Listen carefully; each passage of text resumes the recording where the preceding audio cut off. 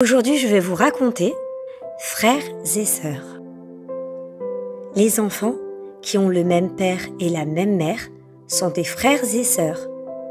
Le premier enfant né s'appelle l'aîné. Le deuxième, le cadet ou la cadette. Et le dernier, le benjamin ou la benjamine. Quand on a seulement en commun le même papa ou la même maman, les grandes personnes disent que l'on est demi-frère ou demi-sœur. En Afrique, on dit frère même père ou frère même mère. C'est plus joli. De toute façon, dans le cœur, le plus souvent, ça n'a pas beaucoup d'importance. Il y a des petites sœurs et des grandes sœurs, des petits frères et de grands frères, et ce n'est pas du tout la même chose à vivre. Quand un nouveau bébé arrive dans une famille, ce n'est pas toujours facile de lui faire de la place. Souvent, les grands souffrent de jalousie. Ils ont peur que le bébé prenne leur place dans la maison et dans le cœur des parents. Et puis, on a peur de redevenir petit. Dans les moments difficiles, les grands frères et les grandes sœurs peuvent protéger les petits ou les défendre quand les autres les embêtent. Ils peuvent aussi les aider et les soutenir. Parfois, les parents demandent aux grands de donner le bon exemple ou de surveiller les plus petits.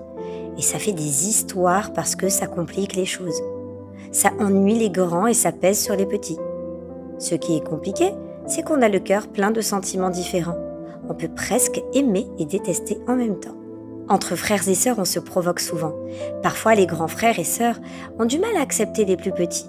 Et quand les parents ne regardent pas, ils leur font ou leur disent des choses méchantes. Les parents ne voient pas et ne comprennent pas tout. Les petits aiment prendre les affaires des grands, qu'ils admirent parce que, comme ça, ils se sentent grands comme eux. Ça énerve beaucoup les grands, mais quand ils se fâchent, souvent, ils se font gronder. Ils trouvent que ce n'est pas juste. Quand on grandit, on reste frères et sœurs pour toujours. Mais certains frères et sœurs deviennent très différents et n'ont pas beaucoup de plaisir à se voir. Parfois, ils restent très proches et font beaucoup de choses ensemble.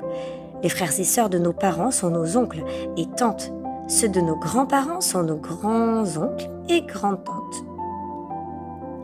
Quand on n'a pas de sœurs ou de frères nés de nos parents, on se choisit des amis qui deviennent des frères et sœurs de cœur. Et c'est pareil pour les grands-pères et les grands-mères. C'est déjà fini. À bientôt pour une autre histoire.